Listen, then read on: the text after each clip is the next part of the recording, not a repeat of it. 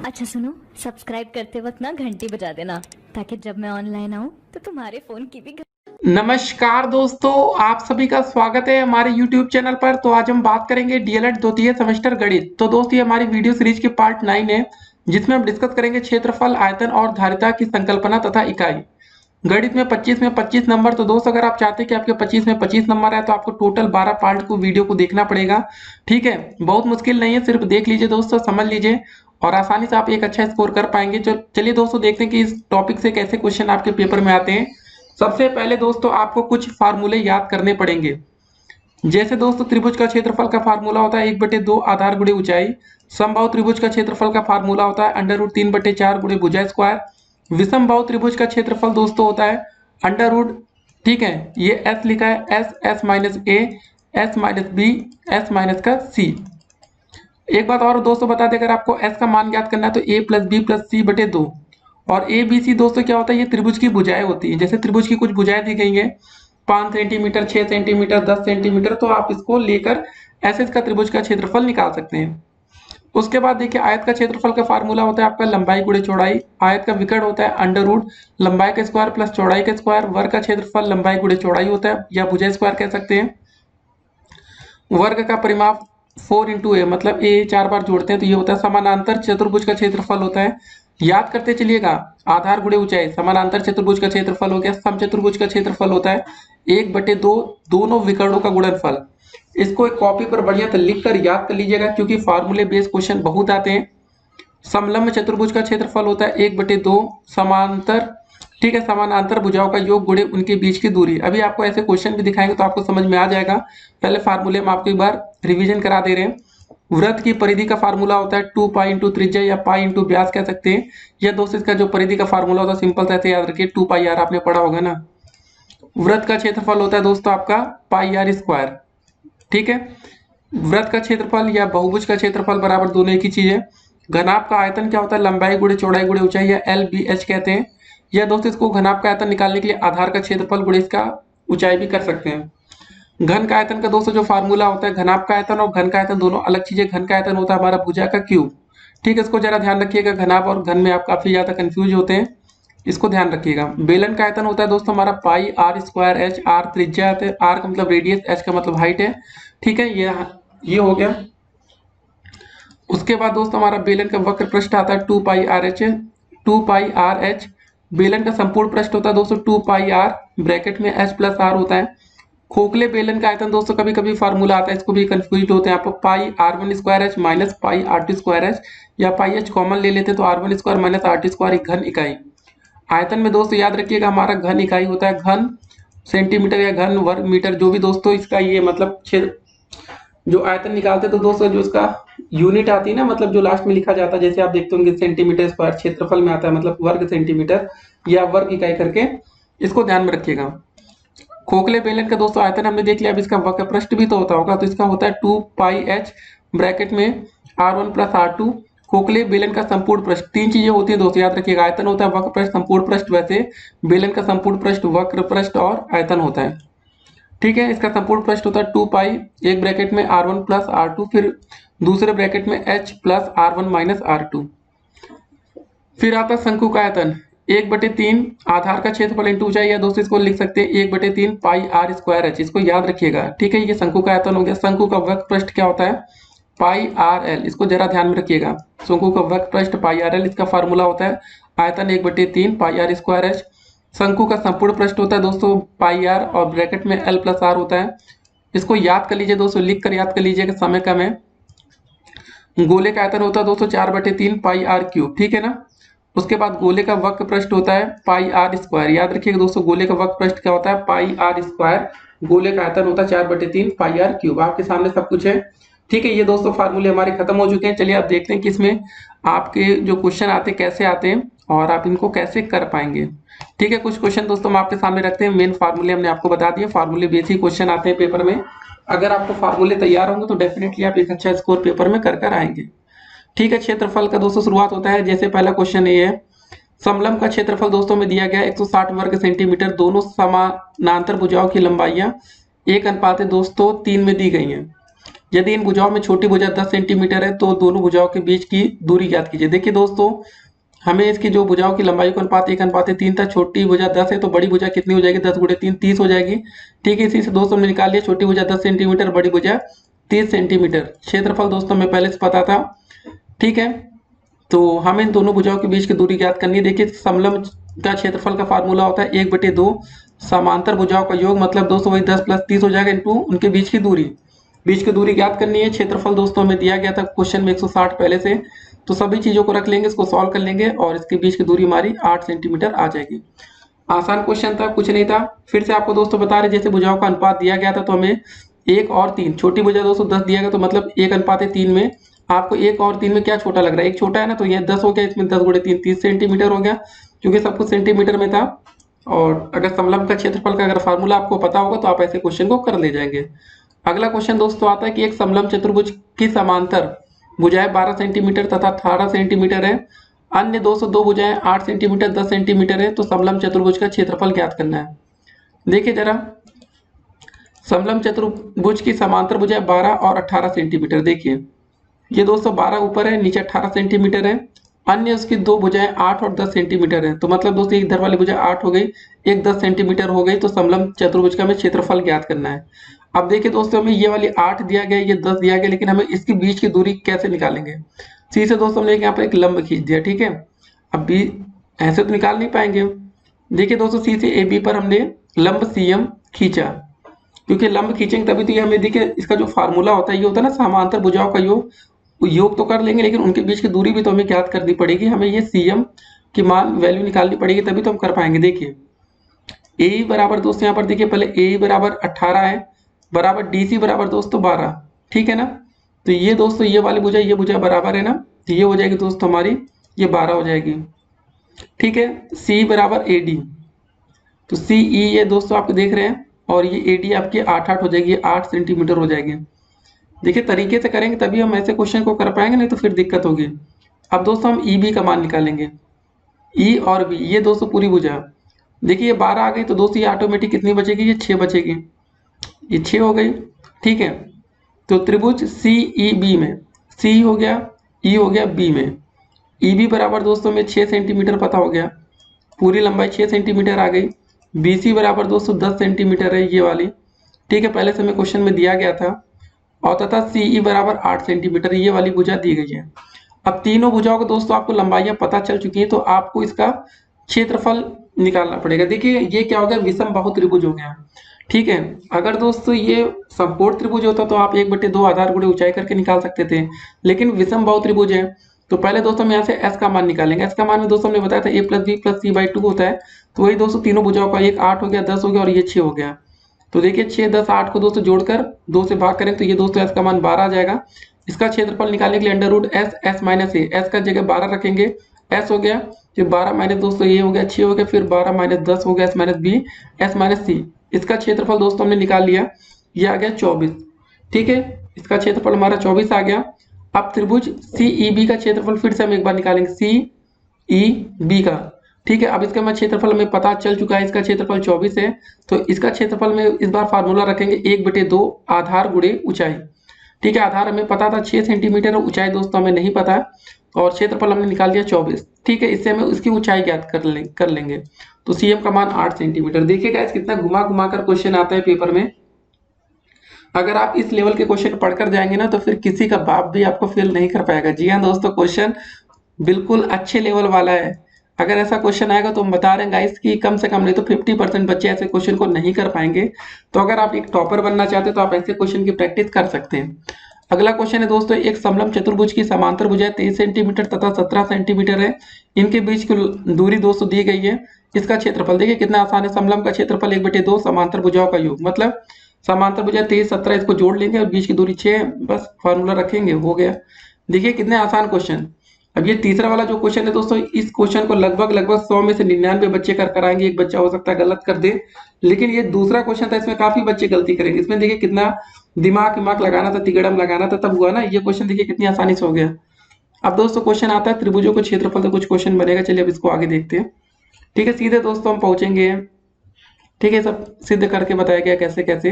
तो सीधे हम लोग एग्जाम्पल पर चलते हैं कि कैसे क्वेश्चन आएंगे। एक त्रिभुज की दोस्तों भुजाएं 9, 12 और 15 सेंटीमीटर है। त्रिभुज का क्षेत्रफल निकालना है। अब देखिए दोस्तों, ये त्रिभुज समकोण तो है नहीं, ठीक है ना। तो अब ऐसे त्रिभुज का मतलब विषम बाहु त्रिभुज है, तो इसके लिए हम पहले एस का मान निकालेंगे। त्रिभुज का अर्ध परिमाप जिसको बोलते हैं एस बराबर हो जाएगा ए, मतलब 9 हो गया, बी 12 हो गया, सी 15 हो गया, A plus B plus C by 2। इस फार्मूले से दोस्तों हम यहाँ से एस का मान निकालेंगे। उसके बाद क्षेत्रफल का जो हमारा फार्मूला होता है, आप देख रहे हैं यहाँ लिखा under root S, S minus A, S minus B, S minus C. S का मान दोस्तों हमने 18 निकाला था, 18 हो जाएगा। ए की जगह दोस्तों हमारा 9 हो गया, ठीक है, बी की जगह 12 और सी की जगह 15, ठीक है। ऐसे रख के इसको सॉल्व कर लेंगे, हमारा मान आ जाएगा। और याद रखिएगा दोस्तों, जब क्षेत्रफल आए लास्ट में जो इसका यूनिट होता है वर्ग सेंटीमीटर, वर्ग मीटर, जो भी हो उसमें आप लिखेंगे। अगर उसको छोड़ दिए ना, पूरी मेहनत पानी में चली जाएगी।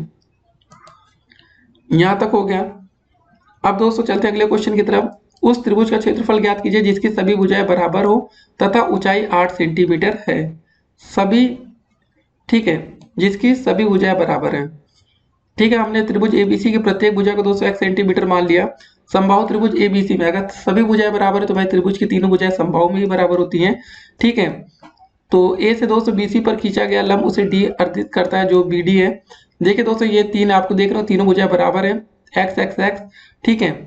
और इसमें बोला गया था दोस्तों कि उसकी ऊंचाई 8 सेंटीमीटर। ये दोस्तों ऊंचाई हमें दी गई 8 सेंटीमीटर, ठीक है। ये 8 हो गया। तो हमें क्या निकालना क्या था इसमें, इसका क्षेत्रफल ज्ञात करना है, समबाहु त्रिभुज का क्षेत्रफल, ठीक है। तो इसकी एक भुजा हम निकालेंगे। तो भुजा निकालने के लिए क्या करेंगे, जैसे दोस्तों हमने एडी का मान निकाला, एडी बराबर क्या हो जाएगा आपका ए बी का स्क्वायर, ठीक है, माइनस का दोस्तों हमारा हो जाएगा बी डी का square, x square minus x by 2 का स्क्वायर, ये हो गया। यहाँ से हम दोस्तों एक्स का मान ज्ञात कर लेंगे। तो हमारा एक्स का मान क्या आएगा, निकल कर आ जाएगा दोस्तों, हमारा एक्स का मान आ गया 16/√3, ठीक है। त्रिभुज एबीसी का क्षेत्रफल निकालना है तो वही होता है, त्रिभुज एबीसी का क्षेत्रफल क्या हो जाएगा 1/2 आधार, आधार दोस्तों हमारा टोटल x हो जाएगा, x का मान हम निकाल लिया 16/√3, ठीक है, इंटू ऊंचाई दोस्तों हमें 8 दिया गया था। तो ऐसे हम सॉल्व कर सकते हैं, ठीक है। हम समबाहु त्रिभुज का क्षेत्रफल का फार्मूला नहीं यूज करेंगे क्योंकि हम इसकी भुजा तो ज्ञात कर नहीं पाए। उस तरह भी दोस्तों हम कर सकते थे, लेकिन ये वाला ज्यादा फार्मूला बेटर है, ठीक है। त्रिभुज का क्षेत्रफल 1/2 आधार गुणे ऊंचाई, क्योंकि ऊंचाई हमें पता थे, आधार हमने निकाल लिया, ठीक है। ये क्वेश्चन हो गया। तीसरा प्रश्न है कि यदि समबाहु त्रिभुज में कोई भुजा 10 सेंटीमीटर हो तो त्रिभुज का क्षेत्रफल ज्ञात कीजिए। √3 का मतलब दोस्तों ये होता है कि भाई जैसे समबाहु त्रिभुज का क्षेत्रफल होता है √3/4 इंटू भुजा का स्क्वायर, ये फार्मूला होता है ना। तो √3 का मान दोस्तों कभी कभी इसलिए दे दिया जाता है कि इसको भाई √3 को आप छोड़ेंगे नहीं, 1.732 लिखकर गुणा भाग करिए, इसका इसलिए होता है ना कि आप गुणा करिए, आगे थोड़ी मेहनत और करिए, नहीं तो काफी बार बच्चे छोड़ देते हैं। तो यहाँ तक दोस्तों हो गया। तो ये हो गया दोस्तों, पहले देखिए हम लोग रख दिए मान हो गया, ठीक है। भुजा की जगह दोस्तों हमने 10 रखा, 10 का स्क्वायर हो गया, इसको सॉल्व किया गया। जैसे 25 गुणे √3 आया था यहाँ पर, तो √3 का मान 1.732 रखें, फिर गुणा कर दिए, यहाँ पर आंसर आया। अगला क्वेश्चन है, उस त्रिभुज का क्षेत्रफल ज्ञात कीजिए जिसका आधार दिया गया ऊंचाई है 1/2 आधार गुणे ऊंचाई, हो गया। किसी त्रिभुजाकार पार्क का परिमाप, ठीक है, ये अच्छा क्वेश्चन है दोस्तों, इसमें फिगर दिया नहीं गया, लेकिन फिलहाल एक त्रिभुजाकार दोस्तों आपका एक पार्क होगा जिसका परिमाप दोस्तों दिया गया है 180 मीटर। इसकी भुजाएं का दोस्तों अनुपात है 5, 6, 7 के अनुपात में इसकी भुजाएं। तो पहले दोस्तों हम क्या करेंगे, इसका अनुपाती योग करेंगे, 5, 6 और 7 को जोड़ देंगे, 6, 5, 11, 7, 18 हो गया। तो दोस्तों तीनों का हमें अनुपात मतलब पता है, तो पहली भुजा अगर निकालना होगा तो क्या करेंगे, पहली भुजा ए की लंबाई निकालने के लिए दोस्तों आप 5/18 कर देंगे, ठीक है। गुणे में दोस्तों 180 करेंगे क्योंकि हमें इसका परिमाप पता। तो दोस्त इसे करेंगे तो हमारी पहली भुजा आ गई 50 मीटर। दूसरी भुजा दोस्तों निकालने के लिए वही 6/18, मतलब तीनों को जोड़े ना, 6, 5, 11, 7, 18, तो 6/18 गुणे 180 कर दिया। तीसरी भुजा दोस्तों ऐसे हमने ज्ञात कर लिया, तीनों भुजा ज्ञात हो गई। तो अब हमें तीनों भुजा तो पता चली, पार का क्षेत्रफल ज्ञात करना है भाई, विषम बाहु है तो वही एस का मान निकालेंगे, ठीक है। एस बराबर दोस्तों वही क्या हो जाएगा आपका, त्रिभुज का अर्ध परिमाप 1/2, ठीक है, गुणे में दोस्तों A plus B plus C by 2, ठीक है। वही सब चीजें सबको जोड़ेंगे तो 180 अगर निकाल लिया, एस का मान 90 आ गया, तो फिर वही 90, 90 माइनस 50, 90 माइनस 60, ऐसे करके सॉल्व करेंगे, आ जाएगा। देखिए हम आपको ढेर सारे क्वेश्चन इसलिए बता रहे कि क्वेश्चन का टाइप कैसा भी हो आप कर पाए, ठीक है। अगला क्वेश्चन है 6 नंबर, एक समद्विबाहु त्रिभुज का आधार 8 सेंटीमीटर है, उसकी समान भुजाओं में से एक 5 सेंटीमीटर, उस त्रिभुज का क्षेत्रफल ज्ञात कीजिए। देखिए दोस्तों, समद्विबाहु त्रिभुज का आधार हमें 8 सेंटीमीटर है, समान भुजाओं की लंबाई में एक 5 सेंटीमीटर है। इसका फार्मूला भी याद कर लीजिएगा कि समद्विबाहु त्रिभुज का जो क्षेत्रफल का फार्मूला होता है 1/4 गुणे आधार फिर अंडर रूट में होता है 4, ठीक है, गुणे में 4 इंटू समान भुजा का स्क्वायर माइनस आधार का स्क्वायर। समान दोस्तों भुजा में दी गई थी, देखिए यहाँ पर लिखा है, ठीक है, आधार ये समान भुजाओं में से 5 सेंटीमीटर, तो समान भुजाओं की जगह 5 का स्क्वायर कर देंगे माइनस आधार दोस्तों 8 का स्क्वायर कर देंगे। इसको सॉल्व करेंगे, फिर से याद रख लीजिए, इस फार्मूले को लिख लीजिएगा, याद कर लीजिएगा। काफी बार आप भूल सकते हैं कि समद्विबाहु त्रिभुज का जो क्षेत्रफल का फार्मूला होता है 1/4 होता है, गुणे में आधार होता है, फिर अंडर रूट में दोस्तों होता है 4, ठीक है, अंडर रूट में क्या होता है 4 होता है आपका, इनटू समान भुजा का स्क्वायर माइनस आधार का स्क्वायर, ठीक है, फिर अंडर रूट ऐसे क्लोज होता है, आधार आगे लिखिए 1/2 करके करिए। आसान सा क्वेश्चन है दोस्तों, अगर आपको फार्मूले पता है तो भाई कोई आपको फेल नहीं कर पाएगा। देखिए सारे क्वेश्चन फार्मूले बेस हो रहे हैं, आपके सामने सब कुछ दिख रहा है।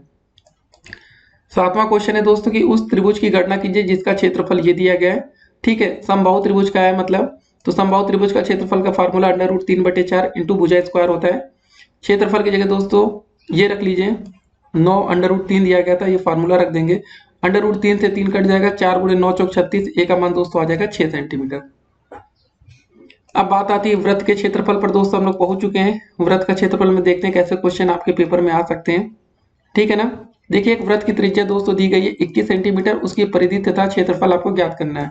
वृत्त की परिधि का फार्मूला होता है हमारा 2πr, 2π का मान 22/7, आर का मतलब दोस्तों त्रिज्या 21 रख देंगे, ये आगे हमारी परिधि। वृत्त का क्षेत्रफल होता है πr square, formula πr square से इसका मान निकाल सकते हैं। अब दोस्तों आते हम लोग आयतन ज्ञात करना, ये सब चीजें हो गई। घनाभ का आयतन दोस्तों ये हो गया। देखिए कुछ और चीजें आप ध्यान में रखिएगा जरा, कि 1 सेंटीमीटर बराबर 10 मिलीमीटर होता है, 1 डेसी सेंटीमीटर बराबर 10 सेंटीमीटर होता है, 1 मीटर बराबर 10 डेसी मीटर होता है, 1 डेकोमीटर बराबर दोस्तों 10 मीटर, 1 हेक्टोमीटर बराबर 10 डेकामी, 1 मीटर किलोमीटर बराबर 10 हेक्टोमी। और एक चीज दोस्तों और याद रखिएगा, ऐसे क्वेश्चन आ जाते हैं कि 1 लीटर बराबर 1000 घन सेंटीमीटर। जी हाँ दोस्तों, काफी बार आप ऐसे कंफ्यूज होते हैं, ऐसे क्वेश्चन पेपर में देखने को मिले हैं कि 1 लीटर बराबर दोस्तों कितना सेंटीमीटर होता है, तो मतलब 1 लीटर बराबर 1000 घन सेंटीमीटर होता है, ठीक है ना। ऐसे दोस्तों क्वेश्चन पेपर में आएंगे तो आपको कर लेना है। चलिए अगले क्वेश्चन की तरफ बढ़ते हैं। उस घनाभ का पृष्ठ ज्ञात कीजिए जिसकी लंबाई दोस्तों 4, चौड़ाई ये, ऊंचाई ये। घनाभ का दोस्तों निकालना था तो पृष्ठ निकालना है। तो दोस्तों देखिए घनाभ का जब पृष्ठ निकालने की बात आएगी, आयतन नहीं निकालना है, तो इसका पृष्ठ का फार्मूला होता है 2 ब्रैकेट में लंबाई गुणे चौड़ाई प्लस चौड़ाई गुणे ऊंचाई प्लस ऊंचाई गुणे लंबाई। ऐसे क्वेश्चन दोस्तों आपको फंसा देते हैं, कभी कभी आप घनाभ देखते हैं सोचते हैं यार घनाभ का आयतन है, लंबाई गुणे चौड़ाई गुणे ऊंचाई कर दो, ठीक है ना। घनाभ दोस्तों देखते ही आप उसका आयतन निकालने लग जाते हैं, जहां पर आप गलत करते हैं। अगर घनाभ का हमें पृष्ठ निकालना है तो भाई इसका फॉर्मूला फिर से याद कर लीजिएगा, 2 ब्रैकेट में आपका लंबाई गुणे चौड़ाई, फिर प्लस का चौड़ाई गुणे ऊंचाई, ठीक है, फिर प्लस का ऊंचाई गुणे लंबाई, ये आपका फार्मूला होगा। इससे आप करेंगे तो आपके पूरे नंबर मिलेंगे, ठीक है। हमने ये दोस्तों निकाल लिया। और इसका जो क्षेत्रफल आएगा दोस्तों वर्ग मीटर में आएगा, क्योंकि लंबाई गुणे चौड़ाई 2 बार हो रहा है ना, अगर आयतन होता तो घन में आता।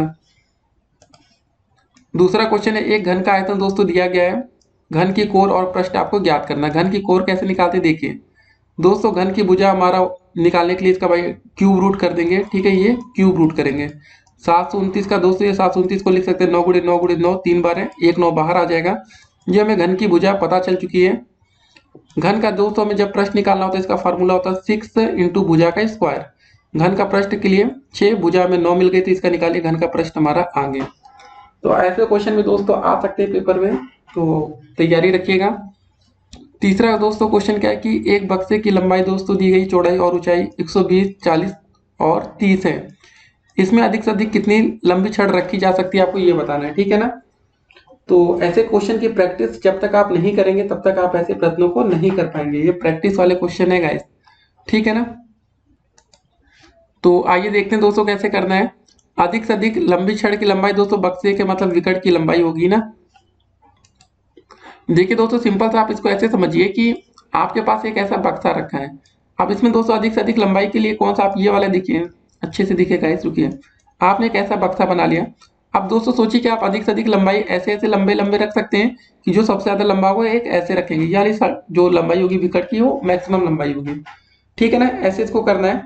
तो गाइस देखिए कैसे निकालना है हमें इसका विकट की जो फार्मूला होगा दोस्तों विकट की लंबाई के लिए, तो इसका दोस्तों हो जाएगा अंडर रूट में मतलब लंबाई के स्क्वायर प्लस चौड़ाई के स्क्वायर प्लस ऊंचाई के स्क्वायर, इसको सॉल्व कर लेंगे, जो आएगा दोस्तों हमारा आंसर हो जाएगा।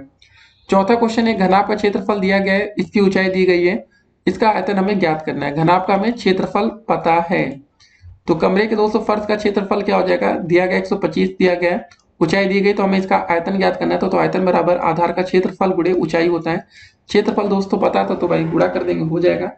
ठीक है, अगला क्वेश्चन दोस्तों क्या हमारा, एक घन की कोर या भुजा, याद रखिएगा दोस्तों जो घन की भुजा या कोर एक ही होता है ना, कभी कभी आप देखते हैं कहीं कोर लिखा होता है, कहीं पर भुजा लिखा होता है। 9 सेंटीमीटर उसका घन का आयतन ज्ञात करना है, तो भाई इसका क्यूब कर दीजिए, सिंपल सा आ जाएगा आंसर। आंसर देखिए यहाँ पर घन सेंटीमीटर में आ रहा है।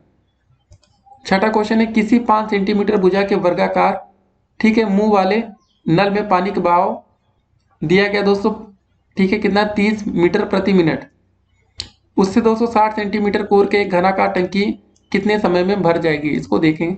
अच्छा क्वेश्चन है दोस्तों, ऐसे क्वेश्चन आते हैं ना पानी वानी वाला, आप लोग परेशान हो जाते हैं कि कैसे किया जाए कैसे किया जाए, इसको देखते हैं। बहुत ही अच्छा क्वेश्चन है, फिर से पढ़ते हैं कि किसी 5 सेंटीमीटर भुजा के वर्गाकार मुंह वाले नल में पानी का बहाव 30 मीटर प्रति मिनट है, उसमें 60 सेंटीमीटर कोर की एक मतलब कोर भुजा की एक घनाकार टंकी कितने समय में भर जाएगी, आपको ये बताना है। तो देखिए सबसे पहले दोस्तों यहाँ पर नल का बहाव जो है हमारा, पानी का बहाव है ना, नल का तो होगा नहीं पानी का होगा, 30 मीटर प्रति मिनट। ठीक है, ये दोस्तों नीचे देख रहे होंगे आप, इसमें सेंटीमीटर में दिया था ना, तो मीटर को हम क्या कर दिए, सेंटीमीटर में बदल दिए। अगर आप मीटर को सेंटीमीटर में बदलेंगे तो 30 में किससे गुणा करेंगे, मीटर को सेंटीमीटर में बदलने के लिए 100 से गुणा होता है ना, तो 30 गुणे 100 हो गया, तो दोस्तों ये हो जाएगा आपका 3000 सेंटीमीटर प्रति मिनट। ठीक है, पानी का बहाव आ गया। टंकी में प्रति मिनट आने वाले पानी का आयतन दोस्तों क्या हो जाएगा, नल के मुंह का क्षेत्रफल, ठीक है, गुणे पानी का प्रति मिनट बहाव। तो पानी का बहाव दोस्तों 3000 हो गया, और देखिए यहाँ पर था किसी 5 सेंटीमीटर भुजा के वर्गाकार मुंह वाले नल में, तो इसका दोस्तों क्षेत्रफल निकालेंगे तो 5 गुणे 5 हो गया। ठीक है, यहाँ हो गया। और टंकी के अंदर का आयतन दोस्तों क्या हो जाएगा, देखिए टंकी के अंदर का आयतन, ये देखिए दोस्तों ये था, तो 60 गुणे 60 गुणे 60, तो टंकी का भरने का समय होगा, जो टंकी का आयतन होगा पहले, ठीक है, उसमें प्रति मिनट आने वाले पानी का आयतन, इसको सॉल्व कर लेंगे, हमारा आंसर आ जाएगा। तो दोस्तों इसका जो आंसर आ जाएगा 2.88 मिनट हो जाएगा। ठीक है, ये आंसर हो जाएगा। फिर से आपको समझा देते हैं। देखिए गाइस, हमें कोई टंकी दी गई थी, जिसमें देखिए इसके मुंह में देखिए, पहले आप देख लिया करिए सभी चीजें एक ही में हो, या तो इस सेंटीमीटर को मीटर में बदल ले तो भी ठीक है, लेकिन यहाँ मीटर था, इसको हमने सेंटीमीटर में बदला, वो ज्यादा बेहतर था, नहीं तो सेंटीमीटर को मीटर में बदलने के लिए 100 से भाग करना होता है, यहाँ मीटर को सेंटीमीटर में बदलेंगे 100 से गुणा करके, तो गुणा कर लिए दोस्तों, हमारा आ गया पानी के बहाव दोस्तों 3000 सेंटीमीटर प्रति मिनट आ गया। ठीक है ना, तो पहले दोस्तों हम देखेंगे कि टंकी में प्रति मिनट आने वाले पानी का आयतन क्या होगा। तो देखिए 5 सेंटीमीटर भुजा के वर्गाकार मुंह से ही तो अंदर जा रहा है, तो आयतन क्या हो जाएगा, इसका क्षेत्रफल पहले दोस्तों में निकाला, 5 गुणे 5 गुणे 3000, तो ये दोस्तों हमारा इसका आयतन पता चल गया कितना आ रहा है। अब टंकी के अंदर का आयतन भी तो हमें पता चलना चाहिए ना कितना है, इसमें बोला कि 60 सेंटीमीटर कोर की एक घनाकार टंकी। ठीक है, 60 सेंटीमीटर कोर का मतलब 60 सेंटीमीटर भुजा वाली दोस्तों एक घनाकार टंकी, तो इसका भी दोस्तों जब हम टंकी का आयतन निकाल लेंगे कि कितना आयतन अंदर पानी जा रहा है, ठीक है, उसी में दोस्तों जितना टोटल आयतन होगा उसमें से जितना प्रति मिनट आ रहा है उसको भाग कर लेंगे तो हमारा आंसर आ जाएगा। अब चलते हैं दोस्तों 7वें क्वेश्चन की तरफ, हम लोग इसको थोड़ा सा छोटा किया जाए। ठीक है, 7वां प्रश्न क्या रहा है, इसको देखना पड़ेगा। एक 5 सेंटीमीटर 2 सेंटीमीटर 5 सेंटीमीटर गुणे 2 सेंटीमीटर आयताकार, ठीक है, गेंदे वाले हौज में 1.5 सेंटीमीटर ऊंचाई तक पानी भरा है, ज्ञात कीजिए कि हौज में कितने लीटर पानी है। तो दोस्तों इसमें सिंपल था, इसका हौज का हम आयतन कर लेंगे ये दोस्तों, ठीक है, हौज की दोस्तों लंबाई गुणे चौड़ाई गुणे पानी की ऊंचाई। ऐसे क्वेश्चन आसान होते हैं, बस इसमें कुछ नहीं करना था, 5 गुणे 2 कर लिए गुणे 1.5, तो ये आ गया दोस्तों हमारा 15 घन सेंटीमीटर। अब देखिए हमें घन सेंटीमीटर को लीटर में बदलना है, तो क्या करेंगे, घन सेंटीमीटर बराबर 1000 लीटर होता है, जैसा कि भी हमने आपको बताया, तो इसको ध्यान में रखना है। तो आयतन दोस्तों पानी के निकालेंगे तो 15 गुणे 1000 हो गया, तो ये आ गया। तो गाइस घन सेंटीमीटर को लीटर में बदलना आपको आना चाहिए, नहीं तो फिर आप परेशान हो जाएंगे। तो ऐसे क्वेश्चन भी दोस्तों आते हैं पेपर में, ठीक है ना, तो ये हो गया। उसके बाद अगला प्रश्न हमारा क्या था कि एक बंद संदूक 5 सेंटीमीटर मोटे लकड़ी के तख्ते से बनाया गया है, यदि उसके बाहरी विमाएँ दोस्तों 2.5 मीटर 1.1 मीटर और 70 सेंटीमीटर है, तो उसके भीतरी आयतन और उसमें लगी हुई लकड़ी का आयतन ज्ञात कीजिए। ठीक है, देखिए दोस्तों भीतरी विमाएँ बाहरी विमाओं से 5 गुणे 2 सेंटीमीटर हो जाएगा, ठीक है, और ये 0.1 मीटर कम होगी। तो दोस्तों आपका यहाँ पर जो 0.1 मीटर आया था, इसमें क्या था 10 सेंटीमीटर था, इसको 100 से भाग कर दिए, 10/100 कर दिए, सेंटीमीटर को हमने मीटर में बदल लिया, तो दोस्तों ये आ गया 0.1 मीटर। ठीक है, तो भीतरी दोस्तों जो लंबाई हो जाएगी 2.5 में से 0.1 घटाएंगे, भीतरी चौड़ाई दोस्तों जो यहाँ पर हमें दिया गया था 1.1 में से 0.1 घटा लिया, होता था ऊंचाई 70 सेंटीमीटर था, तो इसमें 70 से भी हम 100 से भाग कर दिए। ठीक है, 0 से 0 कट गया, ये 0.7, क्योंकि सेंटीमीटर को हमने मीटर में बदल दिया, ऐसा हो गया। तो संदूक का दोस्तों भीतरी आयतन हो गया आपका लंबाई गुणे चौड़ाई गुणे ऊंचाई। तो ये दोस्तों आपका भीतरी आयतन हमने यहाँ से निकाल लिया। ठीक है, तो ये आ गया दोस्तों हमारा संदूक का बाहरी आयतन, वही जो पहले दिया था 2.5, 1.1 और 0.7 करके, वो दोस्तों हमने निकाल लिया। तो संदूक में लगी हुई लकड़ी का आयतन आ जाएगा बाहरी आयतन माइनस भीतरी आयतन। तो ये दोस्तों सॉल्व करेंगे तो आपका आंसर कुछ ऐसा आ जाएगा। तो दोस्तों चलिए देखते हैं आज का अगला प्रश्न।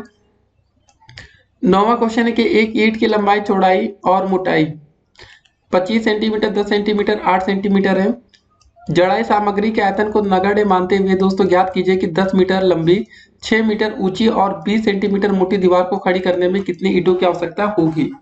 मतलब दोस्तों जब आप एक ईंट को दूसरी ईंट से जोड़ते हैं तो कुछ ना कुछ बीच में डिस्टेंस आता है ना, जहाँ पर आप सीमेंट बालू आलू भरेंगे, लेकिन उसको हमें बिल्कुल 0 मानना है। तो दोस्तों हमारे ईंट का जो आयतन हो जाएगा, ईंट की लंबाई चौड़ाई ऊंचाई दी गई थी, तो ईंट का आयतन हो जाएगा 25 गुणे 10 गुणे 8 है ना, ये इसका आयतन हो गया दोस्तों 2000 घन सेंटीमीटर।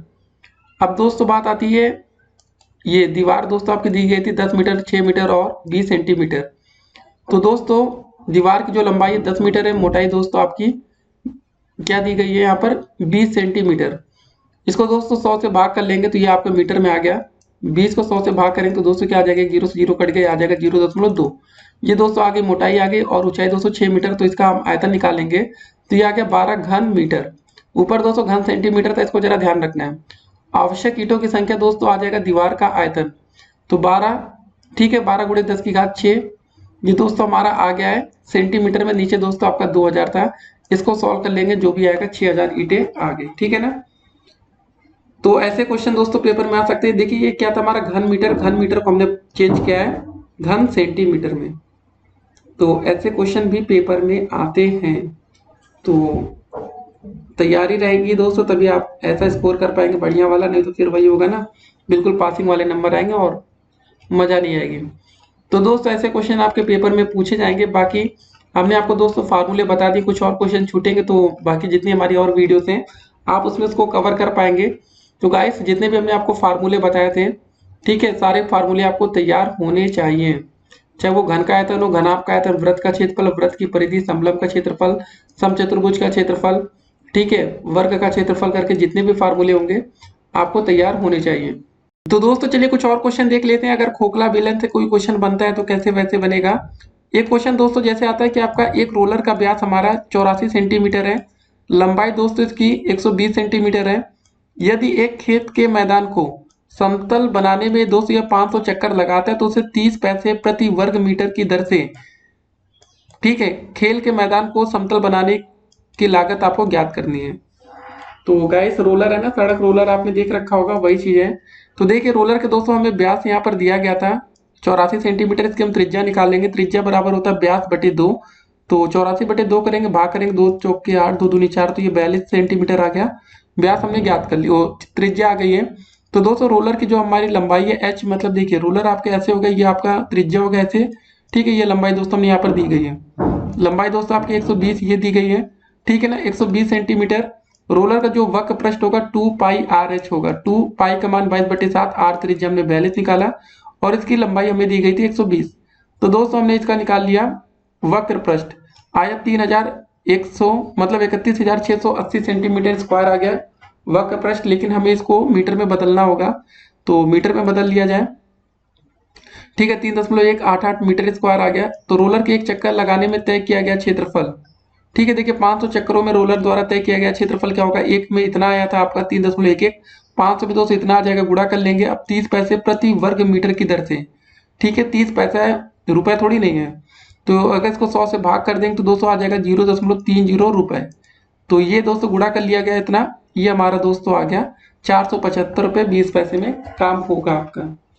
तो कभी दोस्तों अगर आपको अपने घर का मतलब नहीं होता है कि रोलर से भाई चलवाना हो, चक्कर आपका लगवाने हो, तो आप ऐसे पैसा इसका निकाल सकते हैं। ये क्वेश्चन हो गया खोखले बेलन का। मतलब अगर ऐसा कोई क्वेश्चन आता है कि खोखले बेलन का कुछ निकालना है तो आप ऐसे कर सकते हैं, ठीक है ना। तो यहाँ पर दोस्तों आपने देखा था जैसे खोखला बेलन का क्वेश्चन आ गया। दूसरा क्वेश्चन देखिए ऐसे बन सकता है, एक बेलन का व्यास 28 सेंटीमीटर है और उसकी ऊंचाई 20 सेंटीमीटर है, तो बेलन के वक्र पृष्ठ का क्षेत्रफल निकाले, बेलन का संपूर्ण पृष्ठ का क्षेत्रफल और बेलन का आयतन। जी हाँ दोस्तों, आपको एक ही क्वेश्चन में तीन चीजें आपको देखने को मिलेगी। हमें बेलन का पहले व्यास दिया गया है 28 सेंटीमीटर, इसकी त्रिज्या निकालेंगे तो 2 से भाग होता है, क्योंकि त्रिज्या बराबर व्यास बटे 2, तो हमें त्रिज्या 14 सेंटीमीटर पता चल गया। वक्र पृष्ठ का क्षेत्रफल, बेलन का मतलब वक्र पृष्ठ का जो फार्मूला होता है वो होता है 2πr/h, ठीक है। यहाँ बेलन की बात हो रही है तो भाई उसको हमने निकाल लिया, इसका वक्र पृष्ठ आ गया। संपूर्ण पृष्ठ का क्षेत्रफल फार्मूला होता है 2πr ब्रैकेट में h+r, ठीक है। तो गाइस 2 पाई की जगह 22/7, r का मान 14 निकाल लेते हैं। h का मान हमारा दोस्तों दिया गया 20 सेंटीमीटर ऊंचाई है और त्रिज्या दोस्तों हमारी 14, तो ये आ गया। आयतन का फार्मूला होता है πr²h, ठीक है। पाई का दोस्तों मान, r का मान और h का मान पता है। अब चलते हैं अगले क्वेश्चन की तरफ। एक लंबवृत्तीय बेलन के आधार की त्रिज्या दोस्तों 7 सेंटीमीटर है, ऊंचाई 10 सेंटीमीटर है, तो उसका आयतन आपको ज्ञात करना है। लंबवृत्तीय की बात हो रही है, ठीक है। तो बेलन की दोस्तों जो हमारी त्रिज्या 7 है, ऊंचाई 10 है, तो आयतन का जो हमें फार्मूला होता है πr²h, खत्म हो गया क्वेश्चन, ठीक है। πr² से कर देंगे, हो गया। अगला क्वेश्चन है कि एक लंबवृत्तीय बेलन की परिधि दी गई है। परिधि का दोस्तों हमारा जो फार्मूला होता है 2πr, तो 2πr बराबर 132 हो जाएगा। तो यहाँ से हम r का मान निकाल लेंगे 132/2 पाई, इसको सॉल्व कर लेंगे, ठीक है। उससे होगा क्या दोस्तों, हमारा r का मान पता चल जाएगा, ऊंचाई का चल गया, तो बेलन का वक्र पृष्ठ का फार्मूला होता है 2πrh। देखिए इसमें एक दिमाग लगाया गया, आधार की परिधि दोस्तों होता है हमारा जो, वो होता है 2πr इंटू h दोस्तों में दिया गया था क्वेश्चन में, तो 2πr की जगह दोस्तों हमने 132 मान लिया और ये 20 हो गया। ऐसे भी हम कर सकते हैं, यहाँ से r का मान निकालते तो भी कोई फायदा ना होता, क्योंकि फिर 2π वाला क्वेश्चन और आता, ठीक है। तो ये शॉर्टकट है, थोड़ा सा दिमाग लगाएंगे, ऐसे क्वेश्चन को आप करते रहिएगा। अगला क्वेश्चन है पांचवा कि एक खोखले बेलन की बाहरी और भीतरी त्रिज्या है, मतलब 8 और 7 सेंटीमीटर है, ठीक है। एक 8 है और दोस्तों जो भीतरी त्रिज्या है वो 7 सेंटीमीटर है, इसको जरा ध्यान में रखिएगा। तो ये दोस्तों एक छोटी वाली जो त्रिज्या है वो 7 है, जो बड़ी वाली दोस्तों हमारी है वो 8 सेंटीमीटर है। बेलन की ऊंचाई हमें 30 सेंटीमीटर दी गई, देखिए ऊंचाई बीच में दी गई 30 सेंटीमीटर। बेलन का भीतरी आयतन और संपूर्ण पृष्ठ पाई के पदों में ज्ञात करना, मतलब हमें यहाँ पर पाई का मान नहीं रखना है 22/7। तो देखिए कैसे करेंगे। खोखले बेलन का मतलब कि बाहरी त्रिज्या दोस्तों r1 मान लीजिए, जो बड़ी बाहर वाली है, और जो भीतरी त्रिज्या r2 मान लीजिए। बेलन की ऊंचाई दोस्तों 30 सेंटीमीटर दिया गया, तो हमारा बेलन का भीतरी आयतन हो जाएगा अंदर का दोस्तों, मतलब r2 वाला πr²h, ठीक है। तो दोस्तों पाई का मान वही है, नहीं इसको रखना है। r का मान दोस्तों अंदर वाला जो है 7 सेंटीमीटर, बाहर 8 था, 7 स्क्वायर इंटू h का हाइट 30 हो गया, तो ये अंदर ठीक है, ये आ गया, भीतरी आयतन आ गया। और बेलन का बाहरी वक्र पृष्ठ क्या हो जाएगा 2π, बाहर का दोस्तों मतलब हो जाएगा 8 है ना, r का मान 2πr1h, तो 2π रख दिया, r1 की जगह 8 हो गया, h की जगह 30 हो गया, तो वक्र पृष्ठ आ गया, ठीक है। तो बेलन के भीतरी वक्र पृष्ठ वही आ जाएगा 2πr2h। तो यहाँ से दोस्तों हमने भीतरी मतलब वक्र पृष्ठ ज्ञात कर लिया। अब देखिए सिरों पर संकेंद्रीय वृत्तों पर बने छल्लों का क्षेत्रफल क्या हो जाएगा। क्षेत्रफल क्या हो जाएगा भाई, इसका फार्मूला क्या होता है 2πr1² माइनस r2²। r1 की जगह हमारा 8 है, r2 7 है, इसको सॉल्व कर लेंगे, कितना आ जाएगा। बेलन का संपूर्ण पृष्ठ का जो फार्मूला है, ठीक है। वक्र पृष्ठ दोनों जोड़ लीजिए, ठीक है। वक्र पृष्ठ हमारा पहला आया था, बाहरी आया था, दूसरा दोस्तों भीतरी आया था, बाहरी भीतरी हो गया। उसके बाद संकेंद्रीय वृत्तों पर बने छल्लों का क्षेत्रफल दोस्तों जोड़ लिया, तो ये हमारा बेलन का संपूर्ण पृष्ठ आ गया। तो गाइस ऐसे क्वेश्चन आप कर सकते हैं, तो थोड़ी सी मेहनत करनी पड़ेगी, क्योंकि देखिए क्वेश्चन में दोस्तों पूछा भी गया था कि बेलन का भीतरी आयतन हमें बताना था, ठीक है। बाहरी नहीं पूछा गया था, नहीं तो बाहरी जब निकालते हैं तो बेलन का भीतरी आयतन हमने निकाल लिया था पहले ही, ठीक है ना। तो ऐसे क्वेश्चन आ सकता है, आयतन निकालना, वक्र पृष्ठ निकालना, ऐसे क्वेश्चन अब आप कर सकते हैं। अब देखिए शंकु का भी थोड़ा बहुत क्वेश्चन देख लें, ठीक है। शंकु के क्वेश्चन कैसे आएंगे पेपर में। शंकु का आयतन का फार्मूला क्या होता है, इसको जरा देखिए, 1/2 या 2 से 2 कट जाएगा πrl करके, ठीक है। वक्र पृष्ठ हो गया। तो ऐसे क्वेश्चन आते हैं, ये सब चीजें हो गई गाइस, तो मेहनत करनी पड़ेगी आपको, नहीं तो फिर काम नहीं बन पाएगा। फिर से दोस्तों आपको कुछ और फार्मूले हम एक बार रिवीजन करा देते हैं, नहीं तो आप भूल जाएंगे। फार्मूले दोस्तों यहाँ पर लिखे थे, देखिए शंकु का आयतन का जो फार्मूला होता है 1/3 πr²h होता है, जो शंकु का वक्र पृष्ठ होता है वो πrl होता है, ठीक है। और शंकु का दोस्तों जो संपूर्ण पृष्ठ होता है वो πr ब्रैकेट में l+r करके होता है। ये सब चीजें हो गई दोस्तों। अब आपके सामने कुछ होमवर्क देते हुए चल रहे हैं वीडियो के अंत में, ठीक है। समय ना हो तो होमवर्क आप बाद में करिएगा। ये दोस्तों लघु उत्तरीय क्वेश्चन, आप इसका एक स्क्रीनशॉट लेकर इसको कोशिश करिएगा करने की, हो जाए तो बढ़िया रहेगा, ठीक है ना। ये चीज हो गई। यहाँ पर दोस्तों और कुछ आप देख रहे होंगे कि 10 लीटर 350 मिलीलीटर और 8 लीटर 225 मिलीलीटर का योगफल ज्ञात करिए। देखिए दोस्तों, ऐसे क्वेश्चन भी पेपर में कभी कभी आ जाते हैं। तो दोस्तों आप लीटर को लीटर के साथ जोड़ेंगे, मिलीलीटर को मिलीलीटर के साथ, तभी काम बनेगा। 10 में 8 ये मिलीलीटर ऐसे जोड़ेंगे तभी। ऐसा ना हो दोस्तों कि लीटर को आप मिलीलीटर में जोड़ दें, सब बेकार हो जाए। 10 लीटर 350 मिलीलीटर और यहाँ 8 लीटर 225, ये ऐसे करके। तो यहाँ पर दोस्तों चाहे जोड़ हो चाहे घटाना हो, ऐसे आप कर सकते हैं।